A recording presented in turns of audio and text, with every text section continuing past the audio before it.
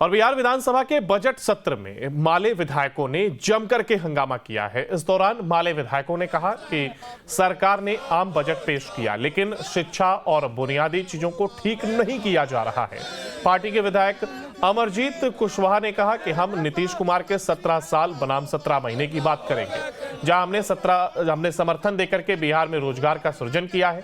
अमरजीत कुशवाहा ने आगे कहा कि जो रोजगार हमने दिया उसको अब बीजेपी अपना बताती है। इन लोगों के पास कोई काम नहीं है। देखिए पटना से हमारे संवाददाता की ये रिपोर्ट। बिहार विधानमंडल का बजट सत्र चल रहा है और ऐसे में तमाम विपक्ष माले के विधायक जो हैं वो केंद्र सरकार की नीति पर सवाल खड़ा कर रहे हैं। 17 महीने बनाम 17 साल की बात की जा रही है। हमारे साथ जो तमाम विधायक हैं उनसे बात करने की कोशिश करेंगे। सर, पहला सवाल है गरीबी को लेकर, बेरोजगारी को लेकर आप लोग बात कर रहे हैं सदन में। किन किन मुद्दों पर इस पर और बातें? आप जानते हैं कि पिछले दिनों बिहार का बजट पेश हुआ था, आज उस पर वाद विवाद है। बजट का जो भाषण है उसमें बिहार की असली तस्वीर कहीं दिखती नहीं है। अभी कुछ दिन पहले बिहार की सरकार ने जातिगत, आर्थिक और सामाजिक सर्वेक्षण जारी किया, जिसने बिहार की असली तस्वीर प्रस्तुत की, जिसने दिखाया कि बिहार के 34% ऐसे लोग हैं जिनकी आमदनी 6,000 रुपए से कम है और बिहार में मात्र 3.something% लोग हैं जो 50,000 से ज्यादा कमाते हैं। ये बिहार की स्थिति है। इस पर खड़ा होकर ये तय करना पड़ेगा कि बिहार का विकास कैसे होगा, लेकिन इसके बारे में कोई बात नहीं हुई है। इसलिए ये पलायन, बेकारी और बेरोजगारी आज बिहार की वास्तविक सच्चाई है। देश की राजनीतिक पार्टियां कारपोरेट घरानों को छूट देकर इलेक्टोरल बॉन्ड के नाम पर लूट रही थी।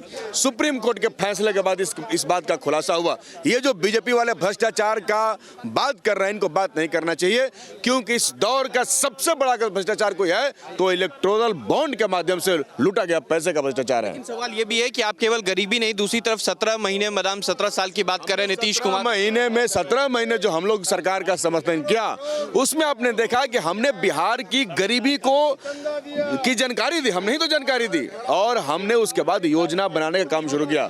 और बिहार में बीपीएससी के माध्यम से शिक्षकों की बहाली और कई सारे विभागों की बहालियां, नौकरी देने का काम शुरू हुआ। और ये सरकार बनी है तो अब कह रही है कि हम उन्हीं विभागों का जांच करेंगे जो नौकरी देने का काम किया। नौकरी की आप बात कर रहे हैं, एनडीए गवर्नमेंट जो है वो अलग से पोस्टर जारी कर रही है और कह रही कि ये रोजगार जो है एनडीए गवर्नमेंट में दिया गया। अरे भाई, आप तो सबको पता है ना, डेट कोई थोड़े, इतिहास थोड़े कोई झुटला सकता है। इतिहास में लिखी हुई बातें थोड़ी मिटाई जा सकती हैं। वो तो पता है ना कि कब वैकेंसी निकला, कब नौकरी दी गई।